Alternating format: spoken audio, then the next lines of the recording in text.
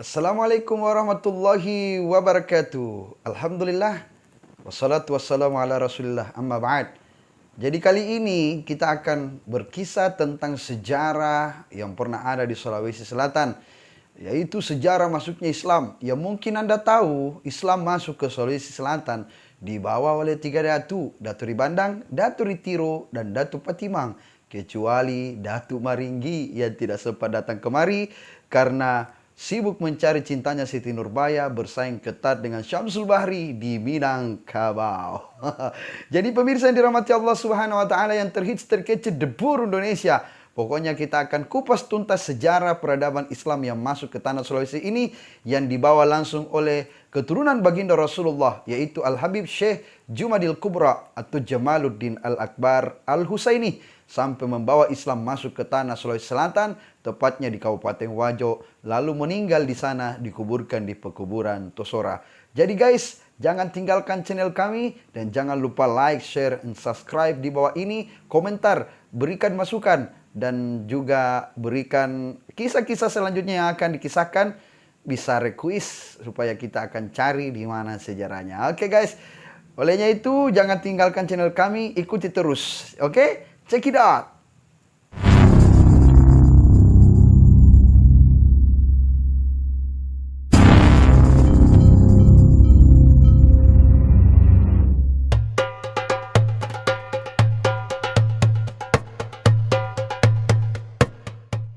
Jadi hari ini kita akan berangkat menuju makam Tosora. Merupakan kompleks makam kuno yang terdapat di Kelurahan Tosora, Kecamatan Majauleng, Kabupaten Wajo. Daerah ini dikelilingi oleh 5 buah danau, yaitu Danau Latalibolong, Lababa, Sempenge, Latamparu, dan Jampue.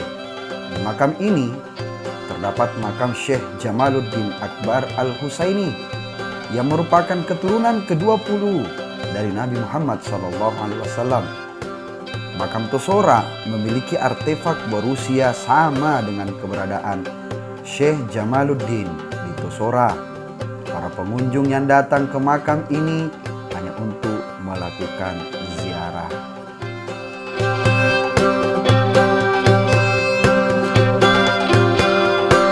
Tosora merupakan ibu kota kerajaan Wajo. Di masa lampau terdapat banyak warisan budaya di desa Tosora, mulai dari bangunan bersejarah hingga makam raja-raja Wajo.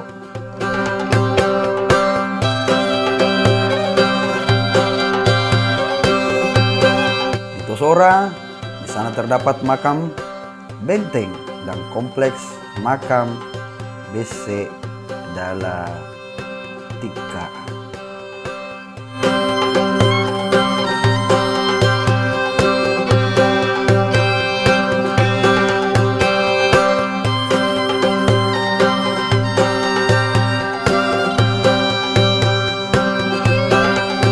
Kompleks makam Bese Dalatika adalah kompleks makam yang berada di Dusun Leceng-Leceng, Desa Tosora, Kecamatan Majauleng, Kabupaten Wajo, antara Danau Latalibolong dan Danau Sempenge, di ketinggian 28,4 meter di atas permukaan laut.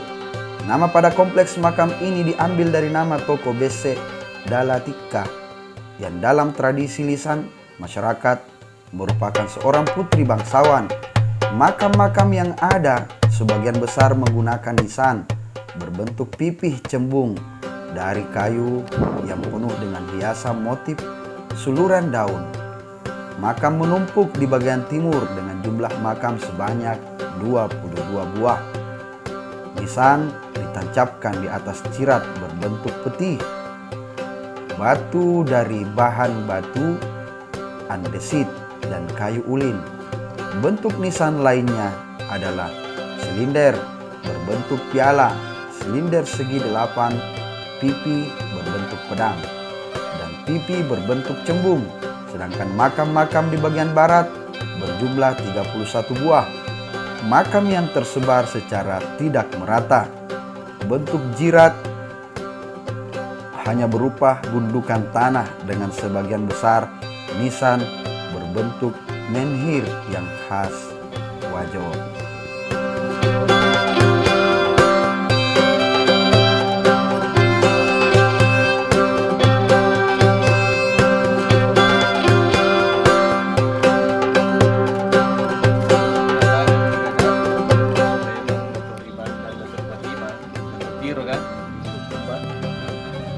Orang Wajo itu sudah tahu yang namanya Dewata Sewai. Dan memang 3 dato itu nanti di abad ke-17, 1600-an, ini 1300-an, abad ke-14 orang Wajo sudah mengenal Islam sebetulnya. Cuma nanti penyebarannya itu di abad ke-17. Itu menurut ahli sejarah yang saya dengar.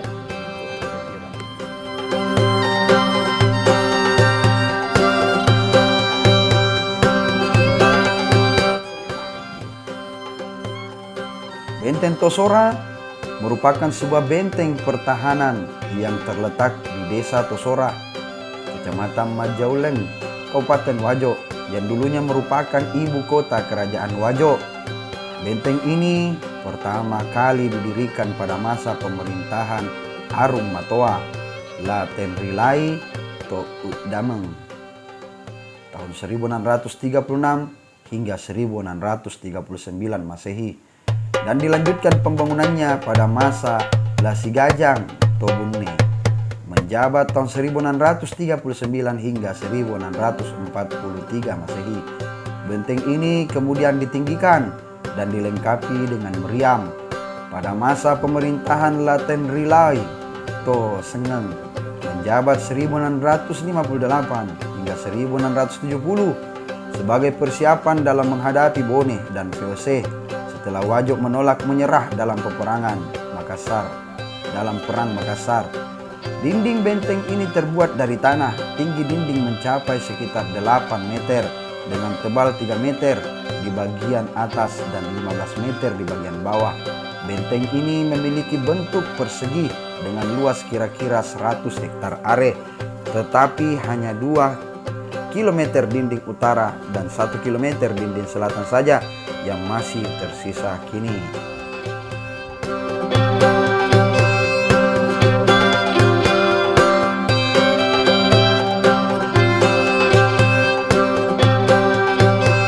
Dilansir dari etapedia.org, sejarah keberadaan Syekh Jamaluddin Al-Akbar Al-Husaini di Wajo.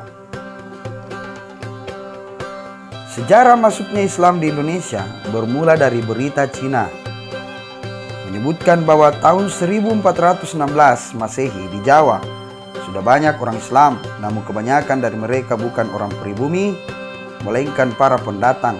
Buktinya di Gresik, Jawa Timur, terdapat makam salah seorang ulama atau wali yang bergelar Maulana Malik Ibrahim yang wafat pada tanggal 12 bulan Rabiul Awal tahun 1822 Hijriah atau tanggal 8 April 1419 Masehi. Ia merupakan salah seorang wali Songo. Menurut keterangan, terdapat hal yang istimewa dari makam beliau, yaitu batu nisannya didatangkan khusus dari Gujarat, India, dan batu nisan tersebut diambil dari sebuah tembok kuil Hindu di Gujarat.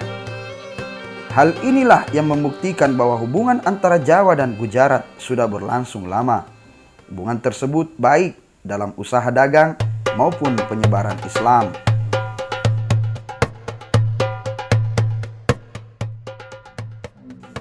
Khususnya di Sulawesi Selatan, sejarah masuknya agama Islam bermula pada tahun 1511 ketika Malaka jatuh ke tangan bangsa Portugis yang mengakibatkan jalur perdagangan di Pulau Jawa dan Sumatera mengalami kemunduran.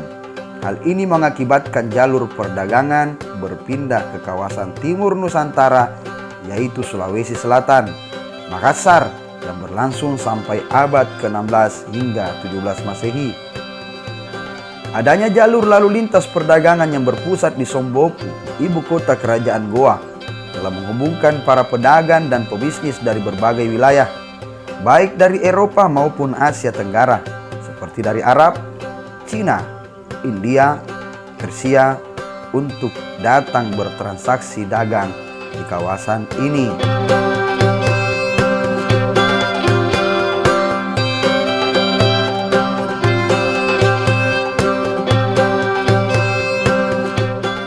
abad ke-16 hingga ke-17 Masehi, karena perdagangan Nusantara dikuasai oleh pedagang Bugis Makassar, sehingga hal ini pula mempercepat terjadinya Islamisasi di Sulawesi Selatan. Pada abad ke-16 tahun 1605 Masehi, satu peristiwa sejarah terpenting yang terjadi yaitu diterimanya Islam sebagai agama resmi Kerajaan Goa. Peristiwa terpenting tersebut banyak sekali membawa dampak yang mempengaruhi warna kehidupan manusia, masyarakat, dan kebudayaan Sulawesi Selatan dalam perjalanannya sampai sekarang. Hal terpenting tersebut yaitu terkait dengan kehadiran Islam sebagai way of life, perjalanan hidup duniawi dan agama yang menuntun kehidupan rohania masyarakat Sulawesi Selatan. Selanjutnya hal tersebut mempengaruhi pula asas Pangadereng, yaitu Sipakatau, yang merupakan tata kelakuan yang dikendalikan oleh Siri dan Pese dalam mengembangkan sikap yang semangat acak, lempu, geteng, nawarani, mapasandre, ridewata, sewaye. Kemanusiaan dengan tata kelakuan yang diterkendali oleh harga diri dan kesetiakawanan, mengembangkan sikap dalam semangat, kepandaian, kejujuran, ketegasan, dan keberanian, dan menyandarkan kepada Dewata yang tunggal. Inilah masjid yang terbuat dari bukan semen tonasa, bosoa atau lainnya, tapi terbuat dari putih telur. Ini tembok di belakang saya. Dulunya ini adalah masjid, dan mihrabnya ada di sana. Dan di depan mihrab itu ada makam Al-Habib Syekh Jamaluddin Al-Akbar Al-Husaini, yang mana beliau adalah keturunan Nabi Rasulullah SAW yang ke-9.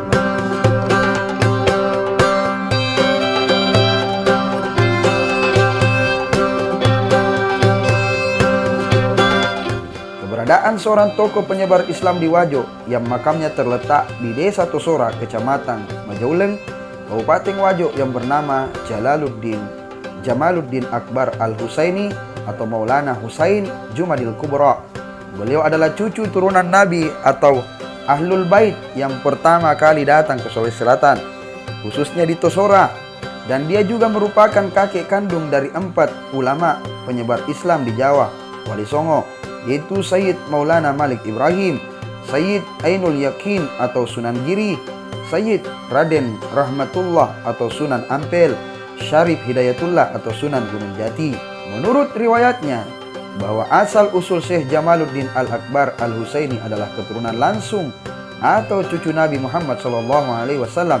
Allahumma salli wa sallim wa barik alaih. Namun terdapat beberapa versi. Yang pertama menyebutkan bahwa Syekh Jamaluddin Al-Akbar Al-Husaini adalah cucu ke-10 Nabi Muhammad SAW. Lalu pendapat kedua menyebutkan bahwa Syekh Jamaluddin Al-Akbar Al-Husaini adalah keturunan ke-18. Kemudian pendapat ketiga menyebutkan bahwa Syekh Jamaluddin Al-Akbar Al-Husaini adalah keturunan ke-20 Nabi Muhammad SAW. Namun semua versi tersebut berasal dari satu keturunan yang sama, yaitu keturunan dari putri Nabi Fatimah radhiyallahu anha.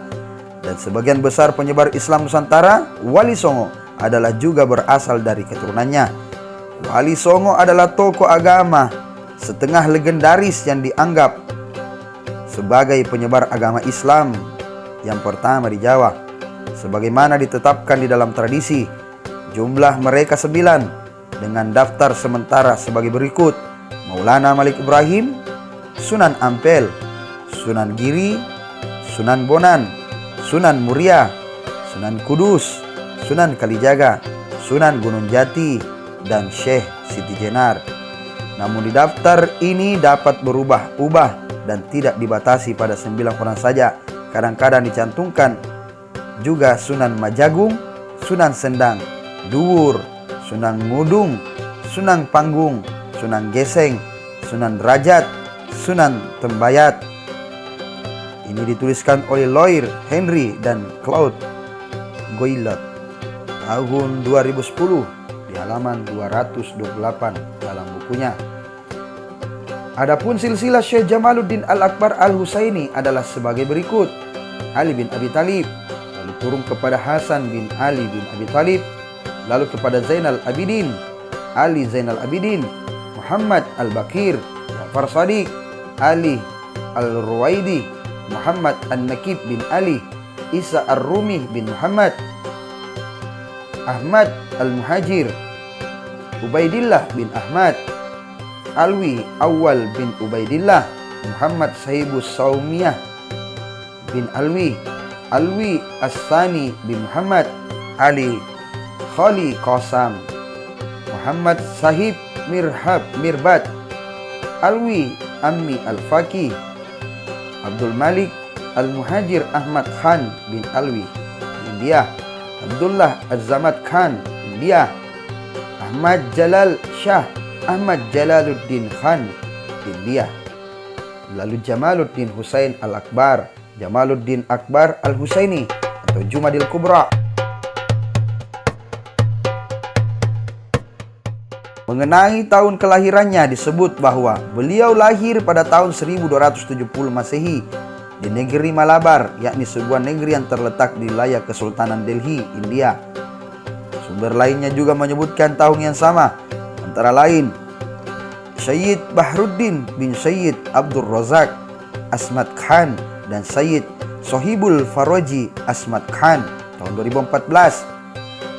Menyebutkan bahwa Syekh Jamaluddin Akbar Al-Husaini adalah Raja Sultan keempat Kesultanan Islam Nazarabad di India Lama.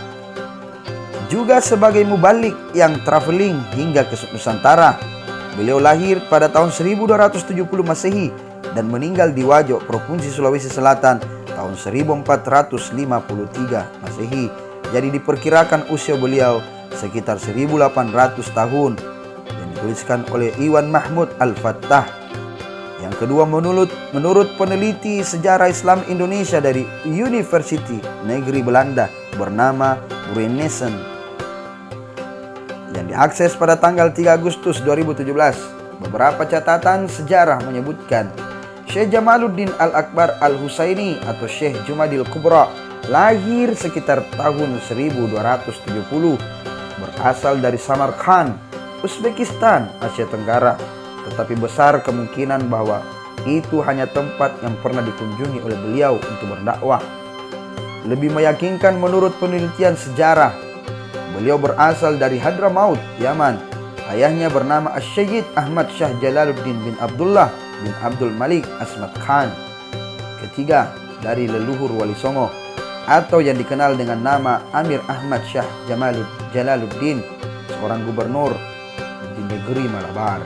Menurut Bruinessen, ayahnya bernama Ahmad Shah Jalaluddin, bangsawan dari Nazarabad, India. Kakek buyutnya seorang yang bergaris keturunan ke Imam Ja'far Shadiq, seorang keturunan keenam dari Nabi Muhammad SAW. Pada masa pemerintahan Islam di India, Amir Ahmad Shah Jalaluddin dianggap sebagai seorang tokoh yang besar yang berpengaruh pada waktu itu. Jabatan beliau adalah Raja Kesultanan Nazarabad, India Lama. Di dalam silsilah genealogi Alawiyin disebut Nazab, lengkap dari keturunan Syekh Jamaluddin Akbar Al-Husaini, yaitu Nabi Muhammad SAW, Fatimah Az-Zahra, Al-Imam Husain, Ali Zainal Abidin, Muhammad Al-Baqir, Ja'far Shadiq, Ali Uradi, Muhammad An-Nagib, Isa Ar-Rumi, Ahmad Al-Muhajir, Ubaidillah, Almi Al-Lawiyin, Muhammad Alwi, Ali Khalal Ghazan, Muhammad Syahib Marbedad, Alwi, Abdul Malik, Abdullah, Ahmad Jalaluddin, yang terakhir Jamaluddin Akbar Al-Husaini.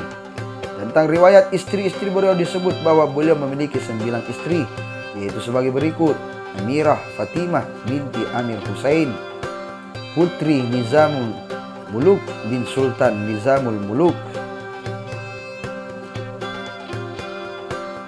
Lalla Fatimah binti Hasan bin Abdullah Al-Magharib; Fatimah binti Hasan At-Turabi bin Ali Muhammad Al-Faqih Al-Muqaddam Al-Hadrami Al-Husaini; Putri Linang Cahaya binti Raja Sang Tawal, Sultan Baki Shah, Sultan Bakiuddin Shah, Malaysia, Raja Langka Suka. Putri Ramawati binti Sultan Zainal Abidin, Putri Syahirah atau Putri Selindung Bulan, Putri Sadong II binti Sultan Baki Shah bin almarhum Sultan Mahmud, Raja of Sermin dari Kelantan, Malaysia. Putri Jauhar binti Raja Johor, Malaysia. Pada tahun 1453 Masehi, kawin dengan anak Raja Goa ke-7 yang bernama Batara Goa. Dari perkawinan tersebut lahirlah dua orang anak laki-laki. Tentang silsilah keluarganya terdapat beberapa catatan, diantaranya dari Majelis Dakwah Wali Songo dan juga sultan-sultan di beberapa daerah Nusantara, bahwa semua keturunan Wali Songo yang beberapa sultan di Nusantara semua menunjukkan jika leluhur mereka adalah Syed Abdul Malik Azmat Khan Al-Husaini, leluhur mereka yang pertama kali datang ke Nusantara. Kebanyakan anak-anak dari Syed Ahmad Shah Jalaluddin, namun yang banyak dibicarakan dalam sejarah Wali Songo adalah Syed Husain Jamaluddin Jumadil Kubra. Sedangkan leluhurnya yang lain yakni Sunan Kalijaga, Syekh Datuk Kafi, Syekh Kuro Karawan termasuk leluhurnya dan beberapa ulama dari Jawa Barat. Syekh Jumadil Kubra merupakan kakek dari Raden Rahmat atau Sunan Ampel dan buyut dari Syarif Hidayatullah atau Sunan Gunung Jati melalui garis ayahnya.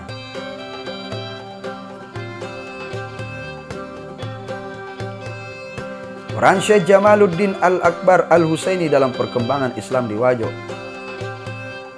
Hijrah dari tanah kelahiran hingga Jawa. Syekh Jamaluddin Akbar Al-Husaini atau Syekh Husain Jamaluddin Akbar atau Jumadil Kubra adalah Sultan keempat Kesultanan Islam di Nazarbat, India Lama. Setelah berakhir dari masa jabatannya sebagai Gubernur Deshan di India, beliau berkeliling ke berbagai belahan dunia untuk menyiarkan agama Islam. Dalam syiar dakwanya tersebut, beliau pertama kali datang ke Kamboja dan melakukan dakwah bersama dengan saudaranya bernama Syed Baribat Zainul Alam alias Jalaluddin Kubra di daerah Champa. Tetapi menurut sumber ini bahwa setelah itu Syekh Jamaluddin Akbar Al-Husaini, nenek dari Maulana Malik Ibrahim, ini kemudian meneruskan dakwanya menuju ke Sulawesi Selatan dan meninggal di Tanah Bugis, daerah Kerajaan Wajo, Sulawesi Selatan. Di dalam beberapa literatur disebutkan bahwa Syekh Jamaluddin Akbar Al-Husaini atau Syekh Jumadil Kubra merupakan tokoh kunci Islamisasi di Jawa dan sekaligus mubalik yang berkeliling di Nusantara hingga sampai di Tosora, Kabupaten Wajo.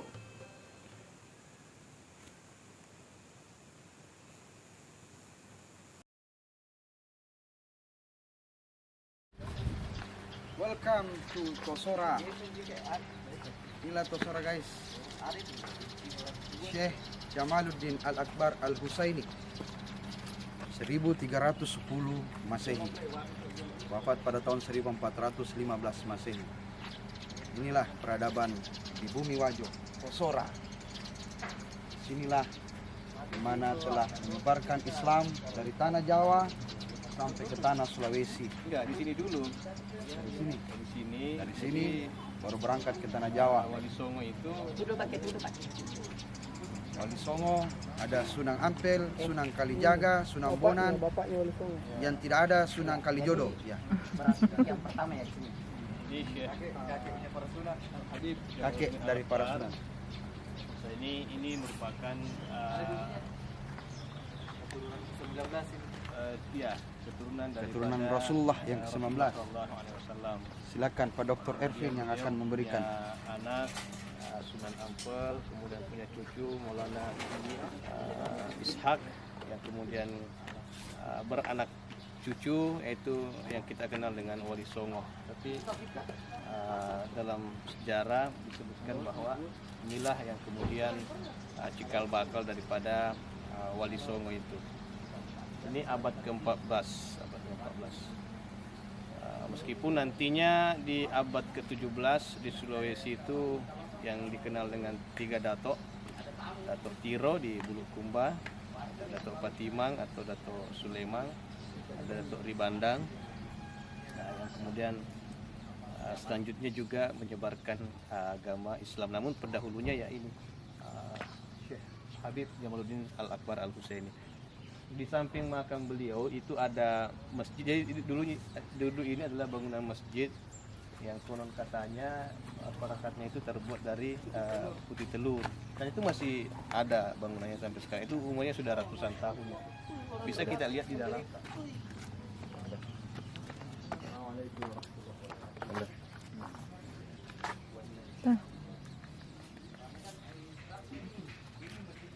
Tahu.